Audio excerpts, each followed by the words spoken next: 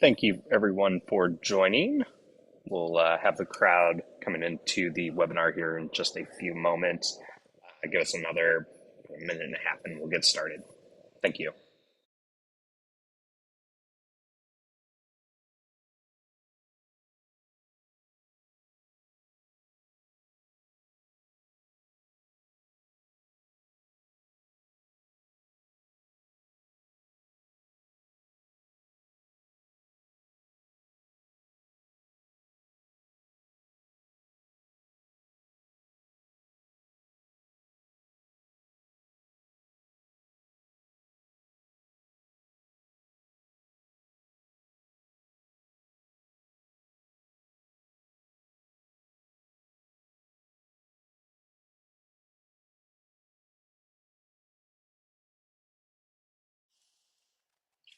Thank you, everyone, for joining. We'll get started here in about one more minute and let the crowd gather.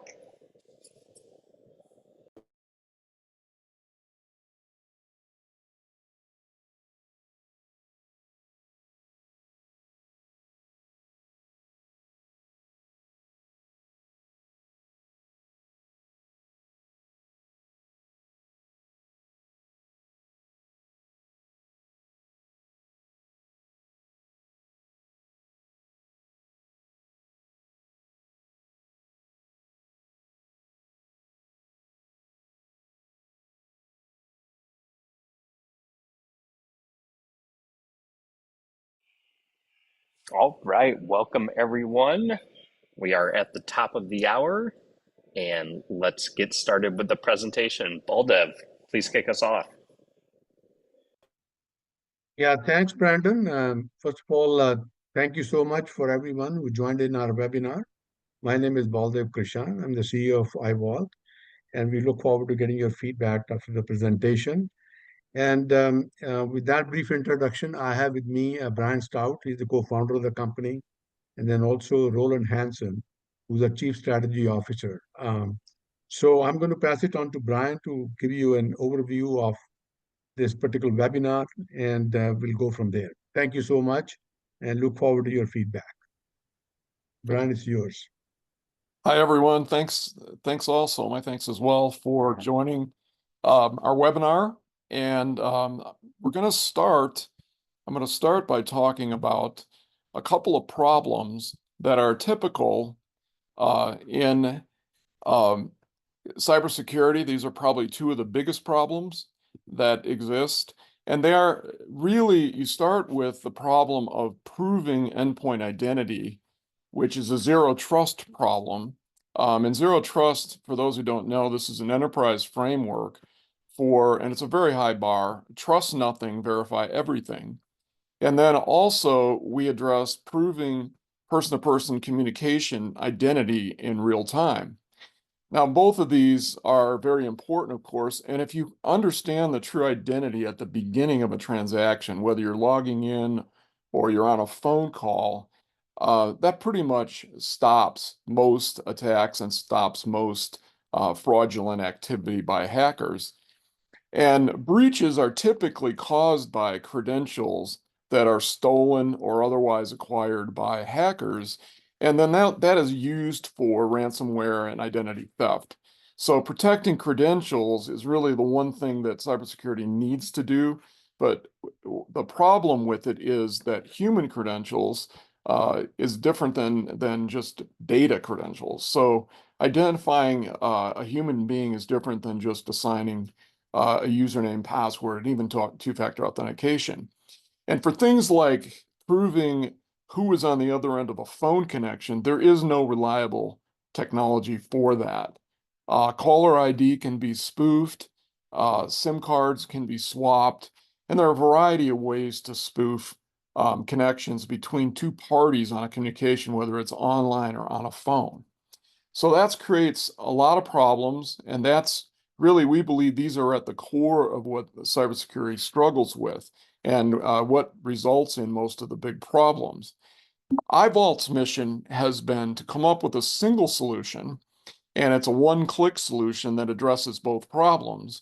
And on the left-hand side, you see 5 factors, which provides the highest accuracy of identity. So instead of two-factor authentication, it's 5 factors, and I'll get into a little bit more detail on that in a minute. And then at the same time, the same solution provides the ability to get the identity from anyone, anywhere, at any time for any use case. And this comes together in kind of a consolidated way, and we provide it on the same authentication engine. So there's no infrastructure changes, and it's very easy to deploy our solution. And it's very important to be able to do that to get adoption quickly. So we call this one click to zero trust identity. And this is sort of the basic understanding of what iVALT does. And I mentioned 5 factors of highest accuracy, for highest accuracy. And what this does is it enables you to get 5 factors as opposed to 2 factors. And again, we're at the zero trust, where you want to trust nothing, verify everything.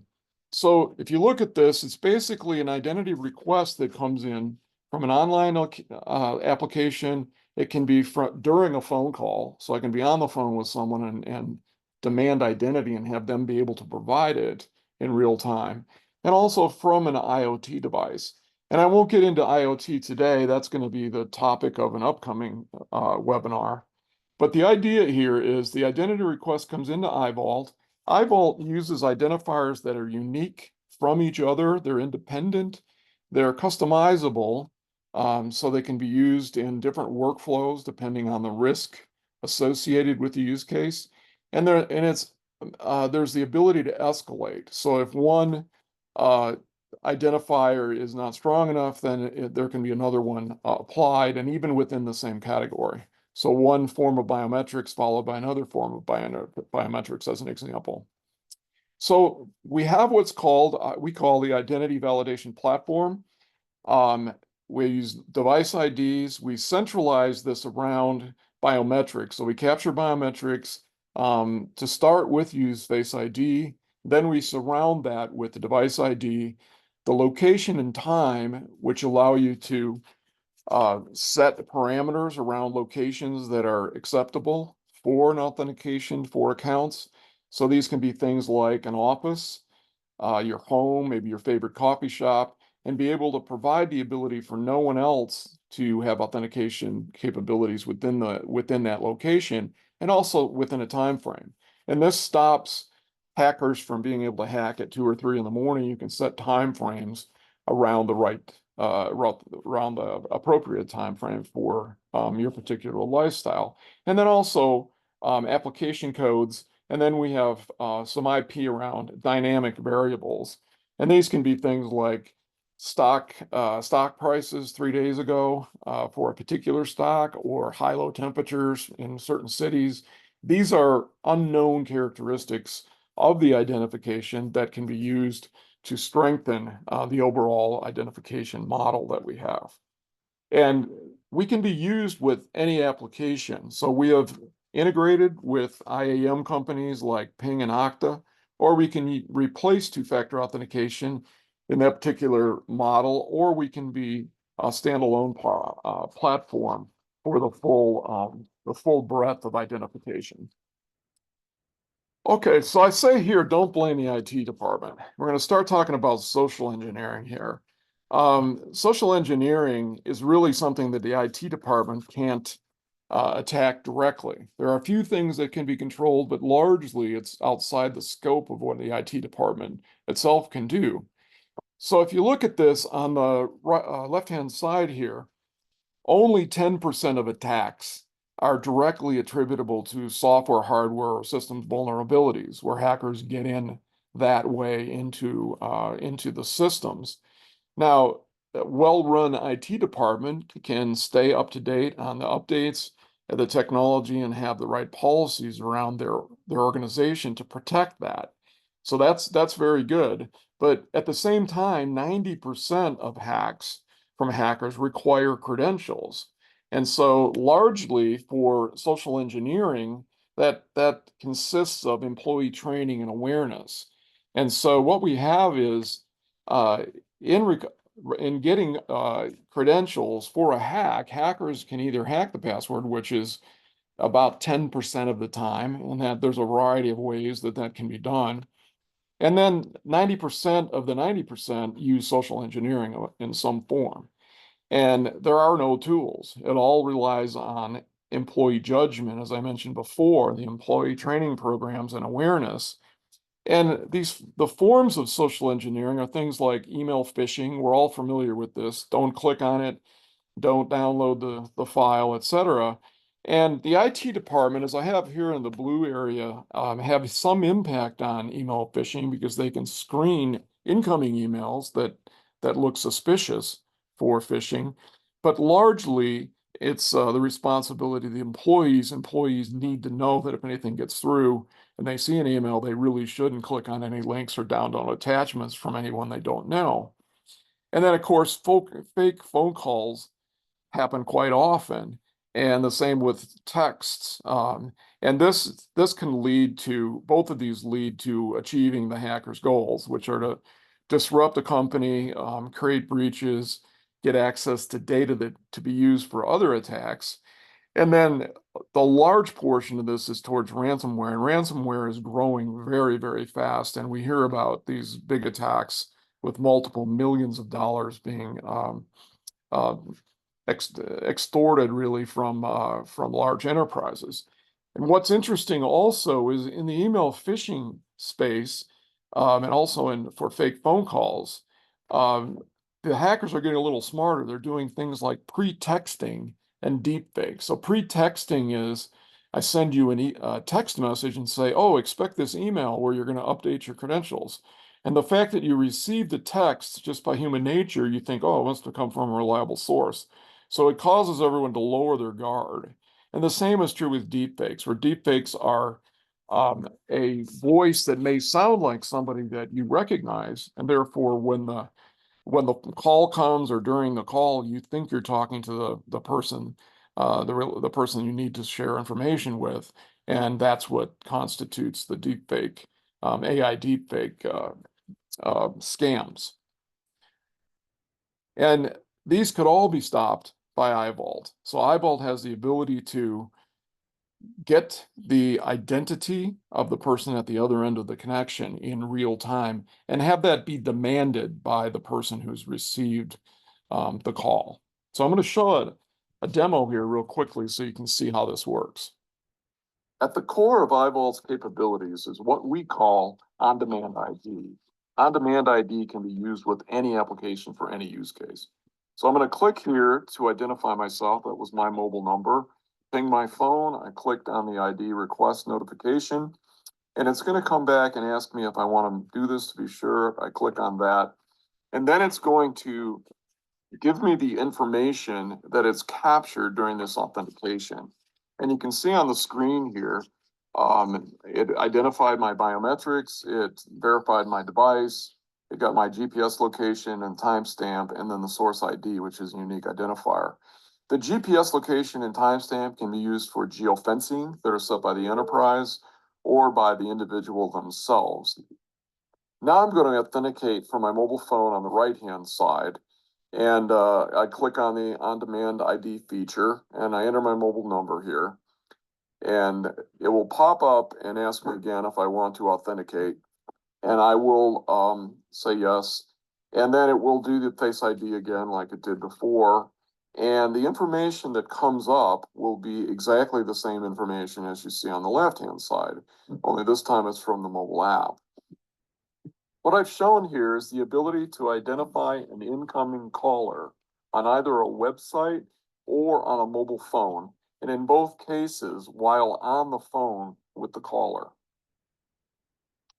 Okay, and what's also important to note here is you see this information. These are the 5 factors of identity that we talk about in being able to do authentications. So you see the 5 factors that can be used, the GPS location, the timestamp, et cetera, to be used for geofencing around authentications as well. So the example that I showed here was really for the deepfake, for stopping deepfakes by getting information that's relevant about the caller, and then being able to make a judgment very quickly on whether that person is the right person. And this is a judgment that goes way beyond what is typically done when phone calls are received and the recipient is required to make a judgment call. This is real hard data that the biometrics have been verified, the device has been verified as well, and the location is reasonable, et cetera, so that when a call recipient receives this information, they can say, okay, this really is Brian.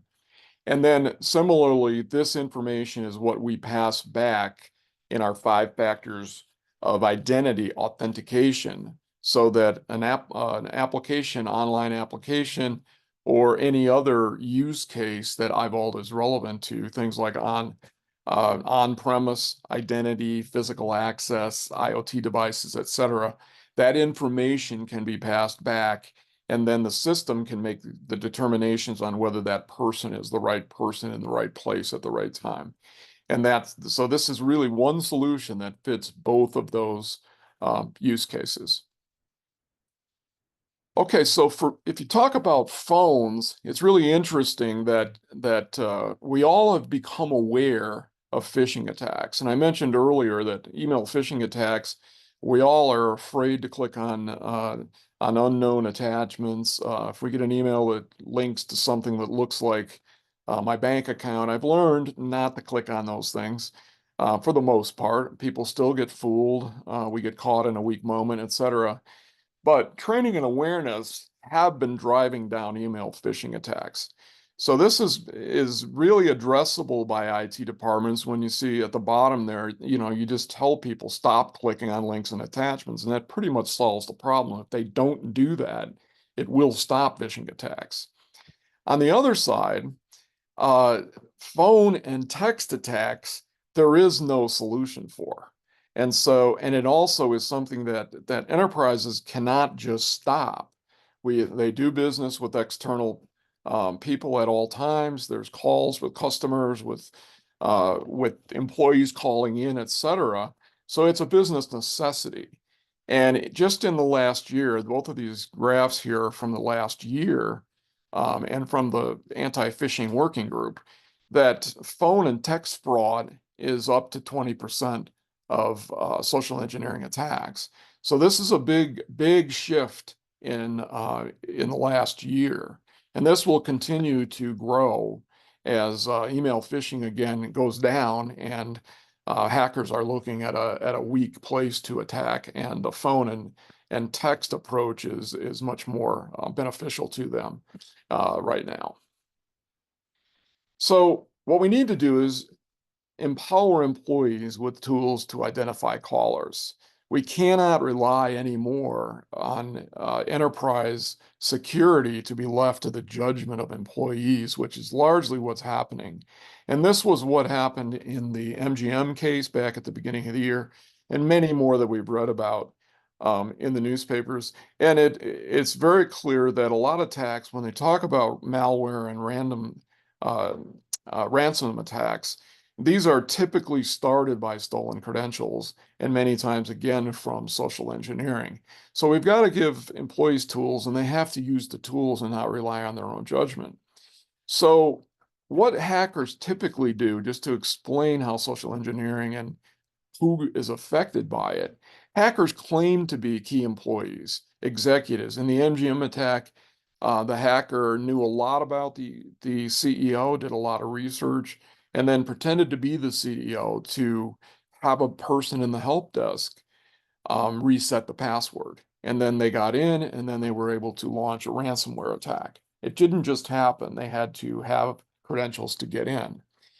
Other key employees that are attacked are finance managers, of course, IT, um, admins for key software applications. This could be HR, it could be a lot of other systems within the enterprise, and then customers can be attacked as well, to get access to their accounts, to get access into the systems where they can then wreak havoc with other things going on within the enterprise. The targets, who is targeted? Who do the hackers actually contact?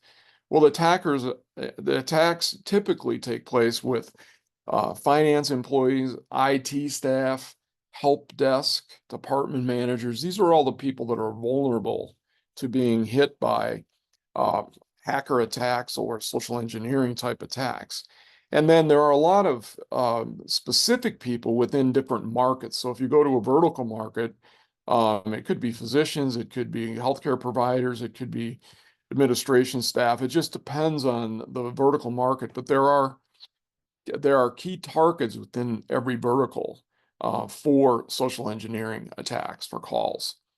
So the enterprises can now fight back using iVALT. And the first step is to identify the key employees that I have in the blue box there and have them download the iVault mobile app or a mobile app for the company that has the iVault SDK inside of it and register that. So now there's a means by which they can be identified in a phone call. And then by entering it into the app or entering it into the on-demand ID website, there are new policies that need to be created where the targets, the people in the middle, are required to use iVault to verify the identity via the mobile app or the web app for risky actions or for information exchanges. This would have stopped the MGM attack. If there was a policy there, the help desk employee would have said um, to the CEO, by our company policy, I need to identify you now, and they couldn't have identified themselves. And it would have stopped the attack before we got into the technology side of the ransomware, et cetera. And then all key employees, those on the left-hand side, should use iVault with 5 factors of authentication for their logins. So even if their data is stolen, there's no way to log in as them, even if they had the credentials. So if there was a slip up anywhere, there would be no way to use that information. And so what this results in is if you implement this using iVault, the hackers cannot fake the on-demand ID application. So they can't pretend to be somebody they're not. The targets have a tool where they can demand identity in real time. So they can say, I'm going to put your number in and I'm going to ping your phone and you need to identify yourself. And then the net of it is enterprises are protected from social engineering and deepfakes. So this is a powerful way to give the employees control and give them something beyond their own judgment to decide. And this can be employee to employee and employee to outside callers. And it can be used for traveling employees, of course. They can be calling from anywhere to identify who they are before you change passwords or do any other activities that could jeopardize the enterprise. Okay, so getting started, this is very easy. It's a fast evolution. Um, there are no infrastructure changes, as I mentioned before. This is completely an iVault app and an iVault capability that doesn't require any integration.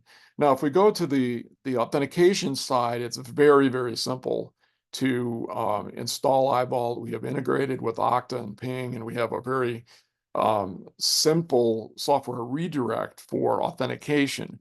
But I'm specifically here talking about stopping social engineering and being able to do that without any infrastructure change. So the first step is I'm showing test the on-demand ID. So if you want to test it, you can test it after this webinar. You can download our app from the app stores, and then users, if you have 2 users, they can verify each other very easily. They have to download the app in order to do this, and the benefit is it's free. So you can start trying it, using it today, using the basic app that is downloadable. The next step is a company can create their own ecosystem. So they assign themselves a unique company code via iVault's ID connections feature, which is employees or customers can opt in from the app. So when they download the app, they can opt into the company, and then the company, there is a portal that can be used to let those customers in or those users in. And then the benefit is the company admin can manage the users and permissions. So this is the admin console. So that's the first step beyond just testing it, can be to create a user ecosystem. The next one is a branded app. And this isn't required, but it's the ability to take iVault's SDK and put it into a company app that already exists. And again, that's not mandatory. You can certainly use the iVault app. But what happens here is you get the benefit of customers being able to identify themselves to enterprise employees. So this is a KYC function that is in one click.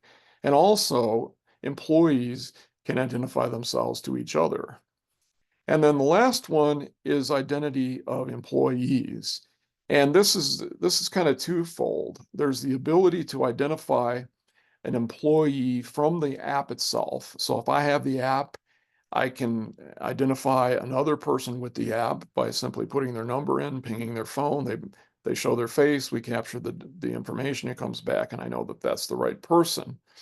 Or they can use the ondemandid.com website, which will do the same thing without having the mobile app. And again, it can also be a link on the website.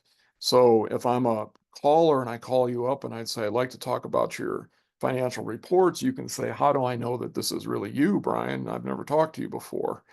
You simply say, okay, I simply say, go to the website, click on the know the agent. You click there, I give you my mobile number, you ping my mobile number, it comes back and it has my credentials, who I am, and certification that I am an employee of the company. And so that is a very positive new service that can be used by employees to proactively identify themselves to customers, because customers are becoming more leery of unsolicited phone calls. So that creates an ability for employees, account managers, et cetera, to be able to identify themselves before they start a conversation with an existing customer. So what we tried to do is we tried to strike the balance that's been very difficult and elusive in the market to make it higher in adoption. So we went to a one-click user experience, which is much easier than entering your username and password and 6 digits or other forms of two-factor authentication. So that's one thing. The second thing is compatibility and future proof. You can add additional features to our authentication. So it's 5+ factors. You can add other things that are completely flexible on our platform, and it's compatible with anything. We are not an access management company, and we don't do all the things that a lot of other identity companies do. We are strictly focused on who is the person at the endpoint. So that's what we do. So we fit with everything. And then the last part is, because we use multiple factors and it's from a mobile device, we provide the highest security that's possible in identity. And again, identity ties back to the beginning, which is, if you know the identity of the person at the endpoint connecting to an application or connecting to another human being, if that can be known identity on both ends, you eliminate a lot of the problems that are true in identity and in fraud that is done by hackers today, and it lays the groundwork for being able to make things easier for everyone. So thank you very much. That's all I have, and please follow up with us. We'd love to hear from you. Here's our contact information. You can download the app. There are QR codes here. And we'd love to hear from you and get your feedback on this webinar. If you have questions, do that. And then also any questions you have or would like to talk to us about opportunities you see in the market. Thank you very much.